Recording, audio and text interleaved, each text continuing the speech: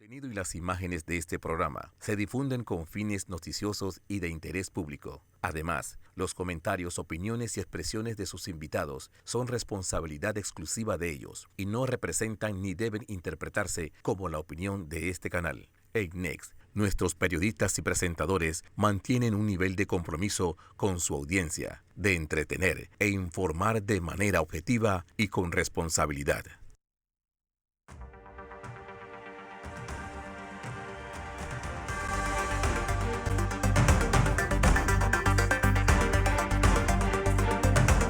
Saludos Panamá, bienvenidos nuevamente a Hablando de Frente como todos los jueves a las 7:30 de la noche. Recuerden que cuando no puedan verlo, ahora lo vamos a estar retransmitiendo el día de hoy también a las 10 de la noche y cuando así no puedan verlo igualmente estamos en las redes de YouTube de Vallarino Panamá y de Next Noticias. Hoy, tal como dijo Carolina, tenemos bastante más información. Y como lo dije la semana pasada, nos vamos a referir al caso de Odebrecht, lo que está pasando y lo que empieza a ser la versión de la defensa. Voy a tocar otro temita al final, pero principalmente vengo con este tema. Para que no se me pase, porque hemos estado días ahí, en la cabeza la tenemos así, de tanto estar oyendo a la gente leer babosadas, pero para que no se me pase, el martes a las 4 de la tarde, martes 20, en la 5 de mayo, hay una concentración, marcha, protesta, por todo lo que se está viviendo en este caso, y yo paso a explicar. Si usted está de acuerdo con lo que está pasando en este caso, usted no tiene que ir a la marcha. Se salvó de caminar y se salvó de irse a concentrar. Pero si usted coincide al final de mi programa, con lo que yo le voy a decir, las razones por las que se protesta, entonces yo sí lo espero el martes a las 4 de la tarde en la 5 de mayo. Este no es una marcha solamente relacionada a Ricardo Martinelli y no quiero que se vea como una connotación política nada más. Este es un tema que tiene que ver con la justicia y lo que nosotros como país no podemos permitirle a una juez y a una magistrada presidente de la Corte Suprema de Justicia que están avalando unas cosas que son inverosímiles ya de lo que ha hecho el Ministerio Público. Si usted cree que en un país una juez que recibe una recusación por no ser imparcial, puede continuar con una audiencia a pesar de que el artículo 770 específicamente se lo prohíba, usted no tiene que ir a la marcha. Esa juez, y mucha gente me ha dicho, oye, la juez les está decidiendo en contra de las incidencias que ustedes están proponiendo como defensa, pero por favor, si ustedes ven desde que yo planteo la incidencia, yo casi que le digo a la juez, ya sé cómo usted va a decidir esto. De hecho, se lo digo porque yo tengo que agotar la vía. A ver, usted no puede ir a una apelación y usted no puede presentar un amparo, usted no puede presentar un recurso si usted no se lo pidió a la juez, a pesar de que usted sepa que ella particularmente lo va a negar. Y yo quiero empezar por decirles a ustedes quién es esa juez. Esa juez que se llama Valoísa Martínez y que ustedes van a estar escuchando ese nombre bastante, por parte de los medios que nos adversan, intentan pintar a Valoísa Martínez como si Valoísa Martínez es una heroína de la justicia por estar tratando de acabar en contra de Ricardo Martinelli.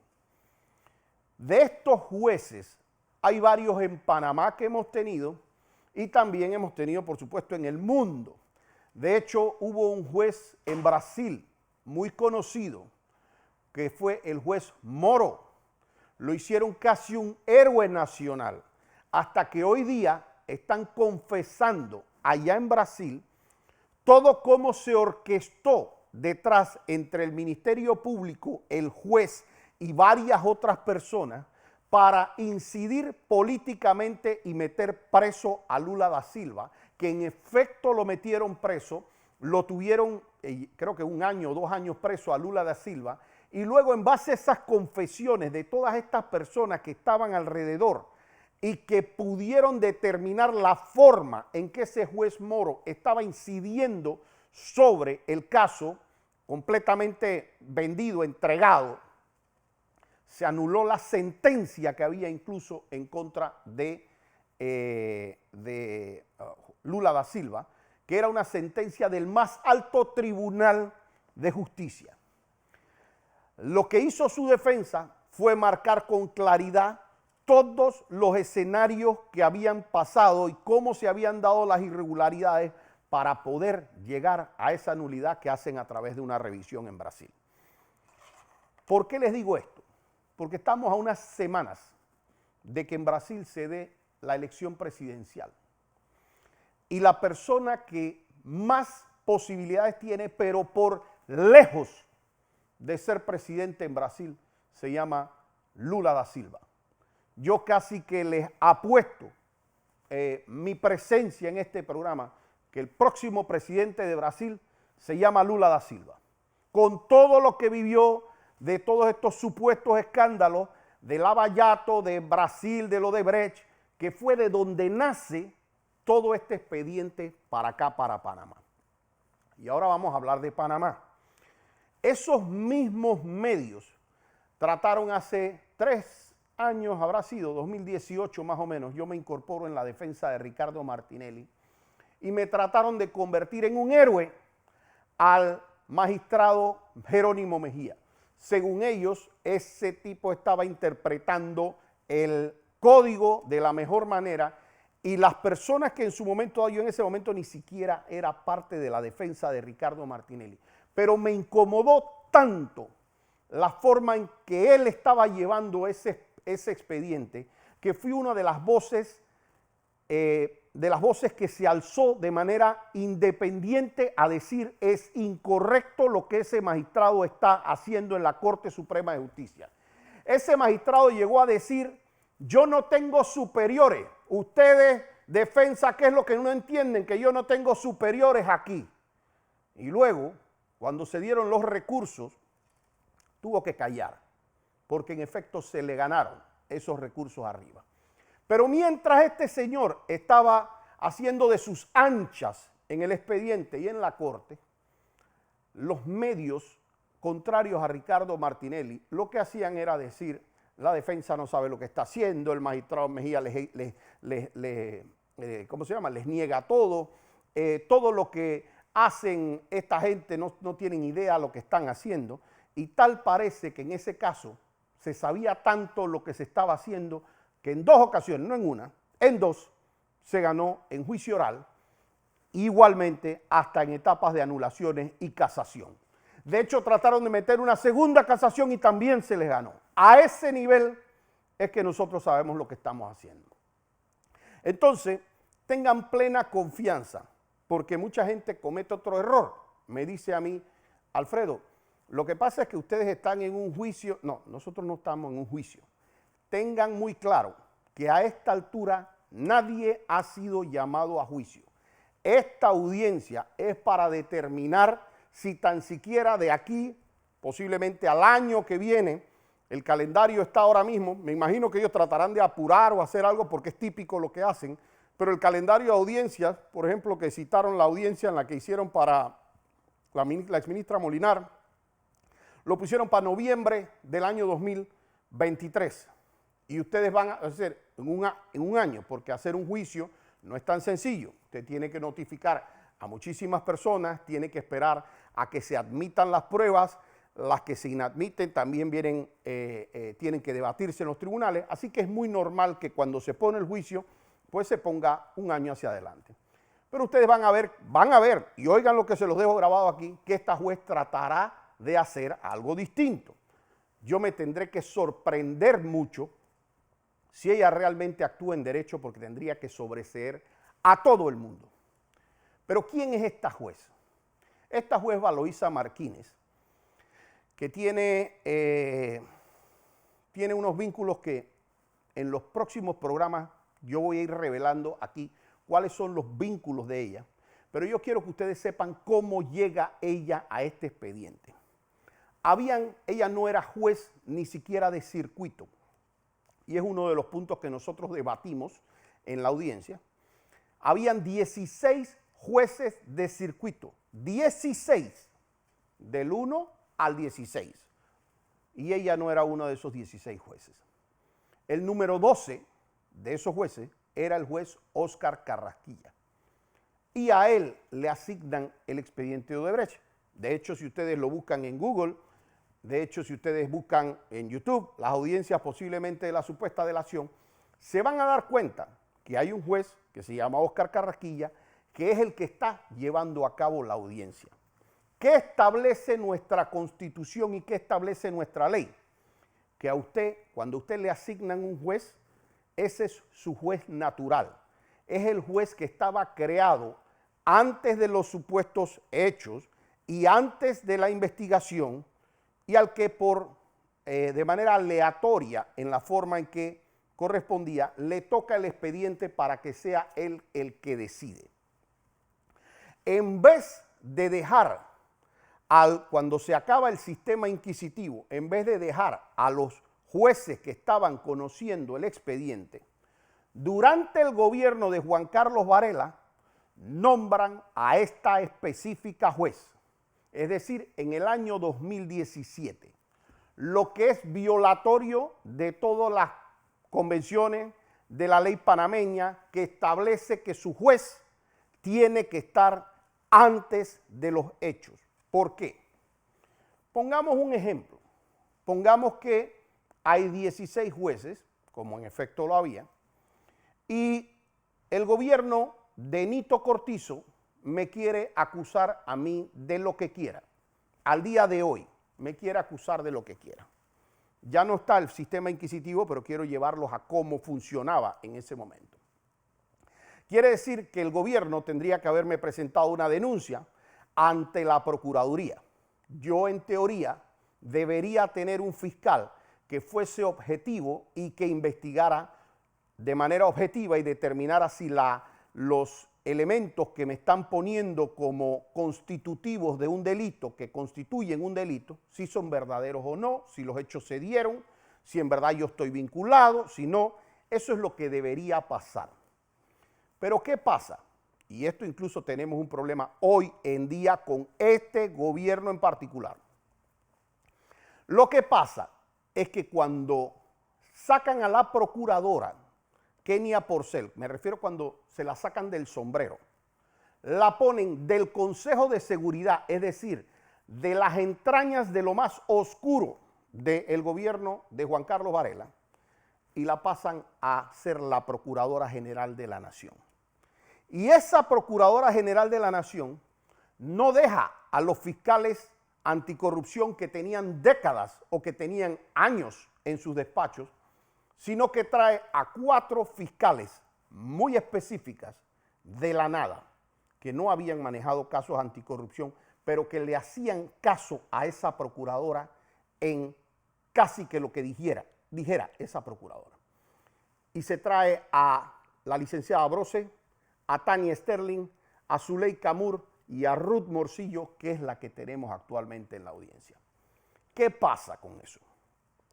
Cuando usted tiene fiscales que no son nombrados por carrera judicial, sino por el dedo de la procuradora, esa misma procuradora le dice, perfecto, yo te ascendí, ya te puse aquí y tú ganas tanto al mes. $6,000 creo que es lo que ganaban al mes. Pero, si yo quiero te quito. Y de hecho a Abiel Cabró se la quitaron. Entonces, y algún día les diré también por qué la quitaron con un tema de un familiar, lo voy a revelar aquí. Pero cuando la procuradora puede mandar a la persona que está ahí, ya se rompe todo el tema de independencia porque la persona, como es una fiscal interina, la pueden quitar o poner a su antojo. Es decir, el procurador manda. Y si el procurador no es independiente, porque si el procurador fuera independiente es menos problema. Pero como el procurador salió del Consejo de Seguridad, que nosotros no sabíamos cuál era esa relación que había entre Kenia Porcel y Juan Carlos Varela, hasta que salieron todos esos escándalos horrorosos de los Varela Leaks y hasta que salió todo lo relacionado a la Procuraduría de Rogelio Saltarín. Pero en ese momento es que podíamos ver la clara injerencia política dentro de un aparato de justicia del Estado. Hoy día me preocupa, y de verdad que lo digo con dolor, porque ya este es como el tercer llamado de atención que yo hago a este gobierno que aprecio al presidente. Pero lo que están haciendo con el procurador da pena. Y da pena porque a mí, si hay algo que donde a mí no me van a poder llevar a que yo coincida con eso, no importa si es mi mejor amigo, no importa si es... No, yo no creo en hacer un sistema de justicia que permita estas barrabasadas. Y cuando nombran a Eduardo Ulloa como procurador, Eduardo Ulloa queda con alguna independencia porque es un procurador nombrado titular ratificado por la Asamblea.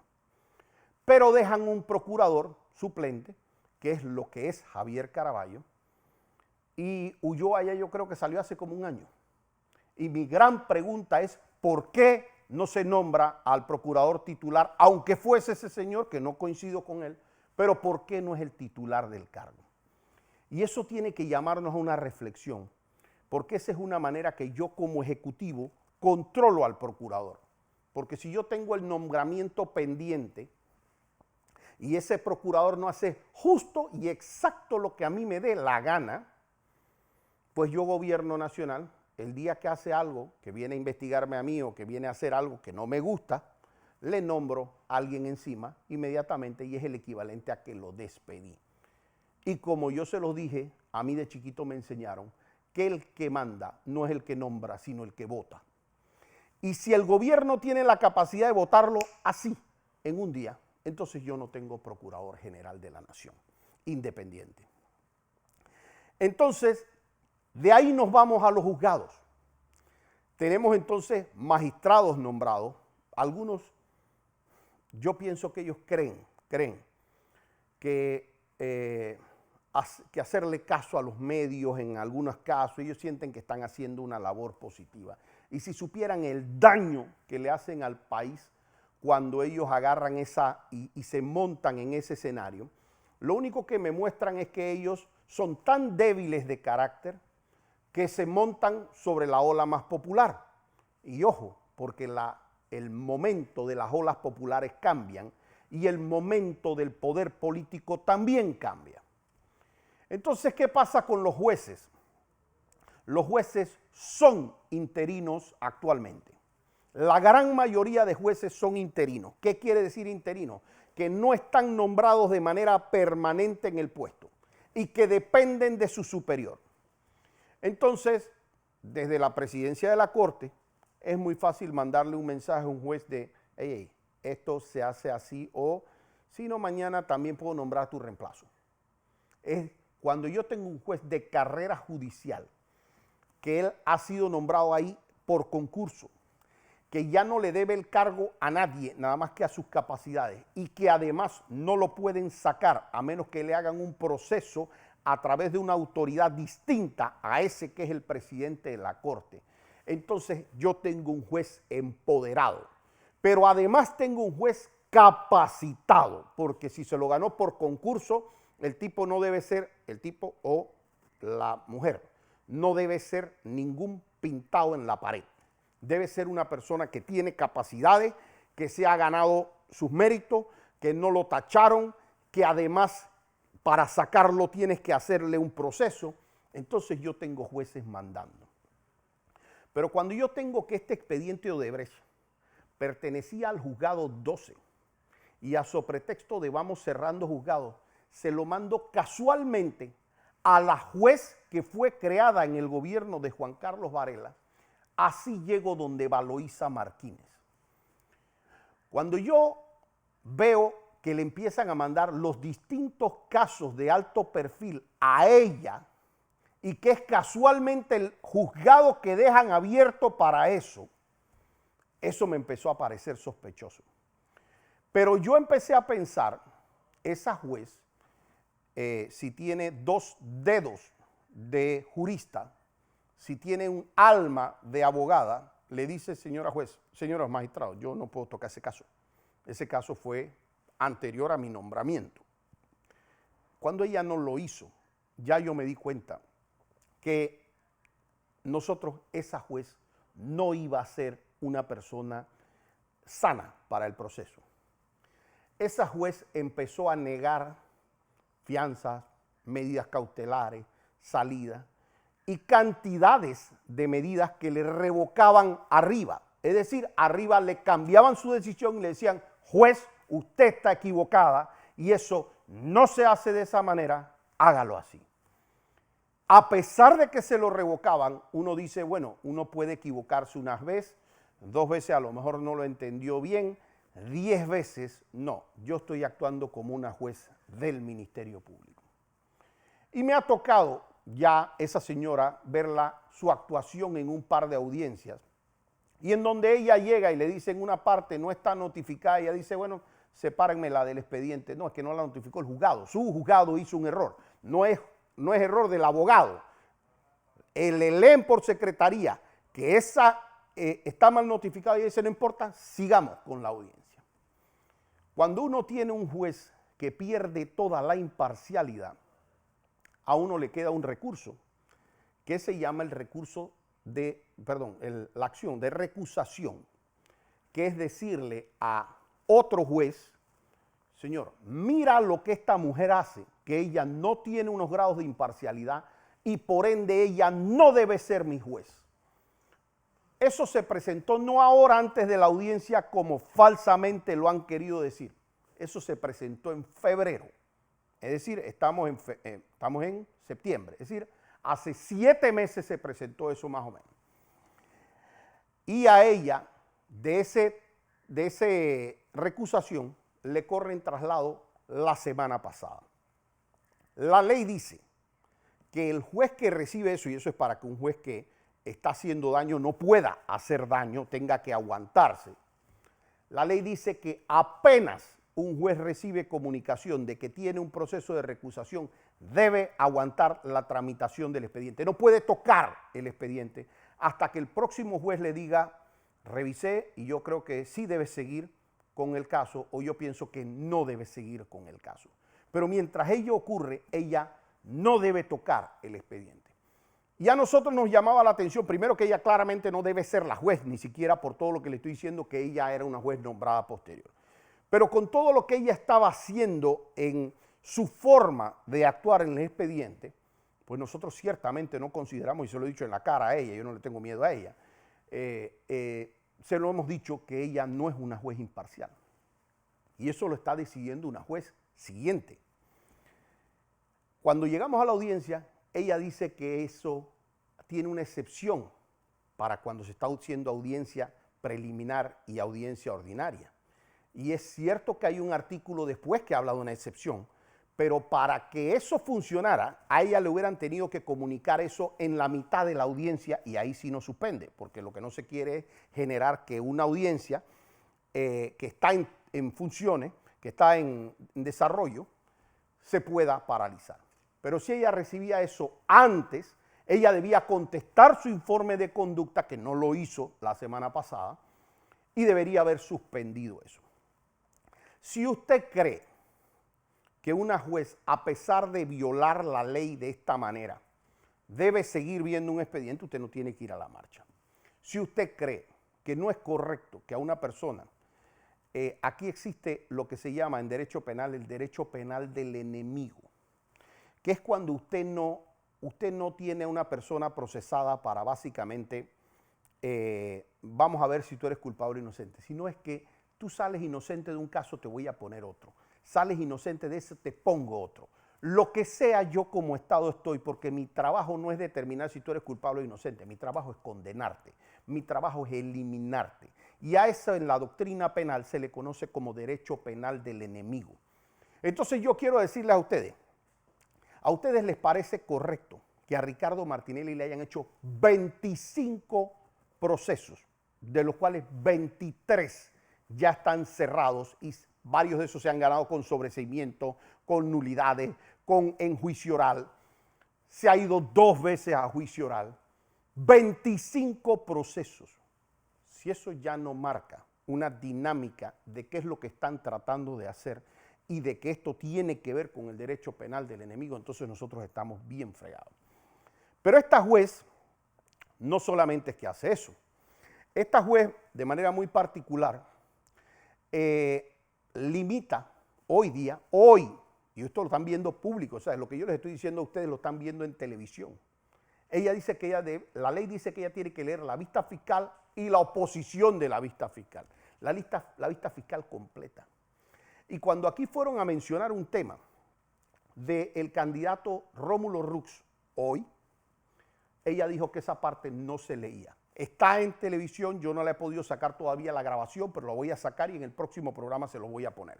Eso no permitió que saliera a la luz pública.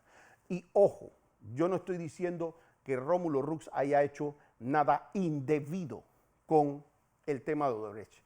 Yo lo que estoy diciendo es que las mismas donaciones, y por eso, mire, si yo tengo una sola satisfacción es saber que en la audiencia junto a nosotros está la gente de Juan Carlos Varela, porque por lo menos somos, así como quien dice, somos familia por parte de la tía indagatoria o de la audiencia o lo que sea, ya somos por lo menos familia, estamos en el mismo asunto.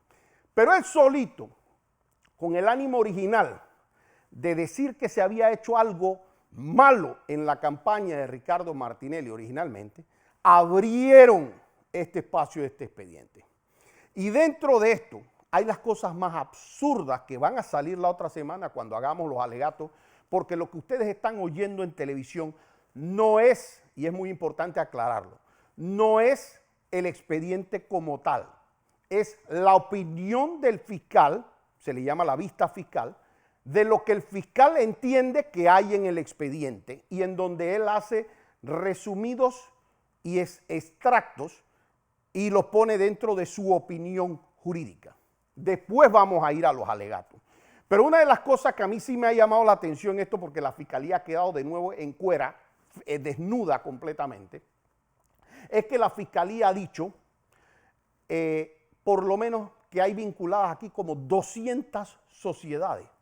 Como 200 sociedades ha mencionado, y si ustedes oyen y pueden seguir mañana oyendo, van a ver que dice que hay un montón de sociedades vinculadas.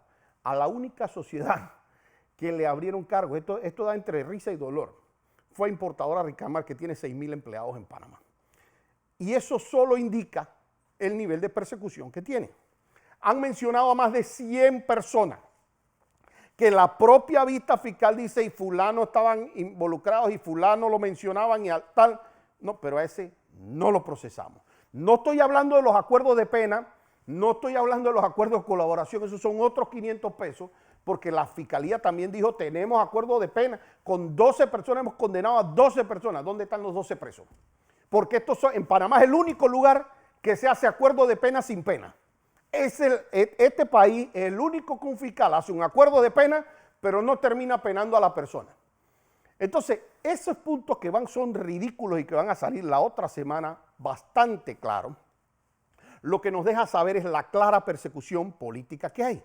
Pero hoy yo le decía a una persona, y con esto lo dejo casi con el resumen.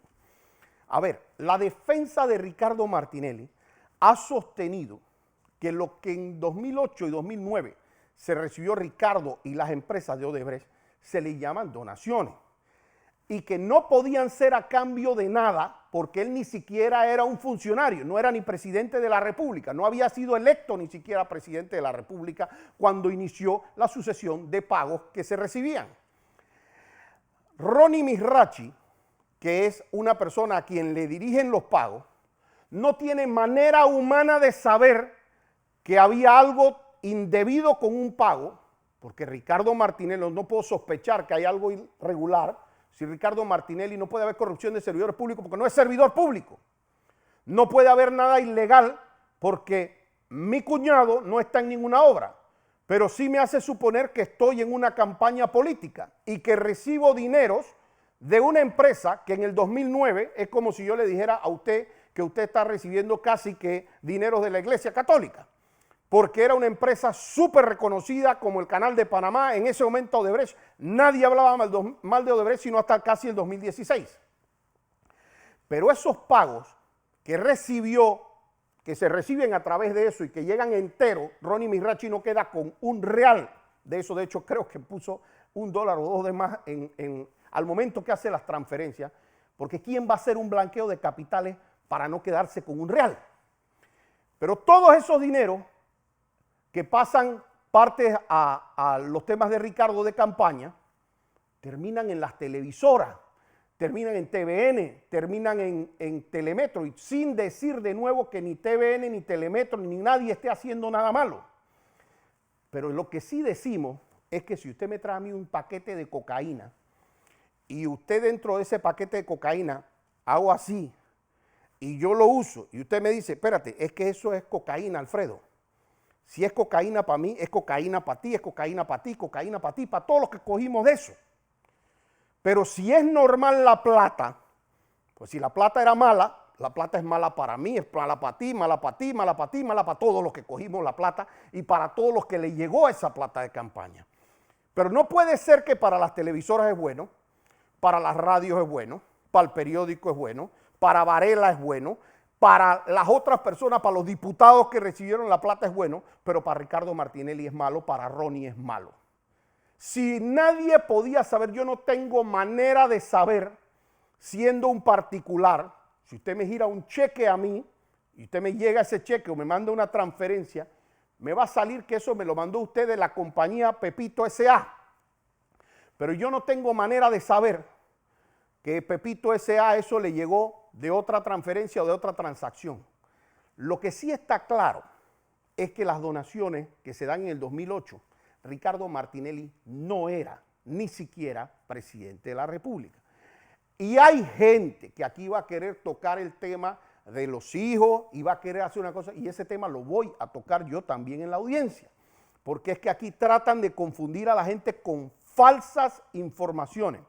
Les pido, les ruego, uno, si usted no está de acuerdo con la persecución política desde el punto de vista judicial, que está acabando con países de Latinoamérica, pero definitivamente con Panamá, y que el único objetivo de este proceso es inhabilitar a Ricardo, que no lo van a lograr, nosotros también sabemos letra menuda.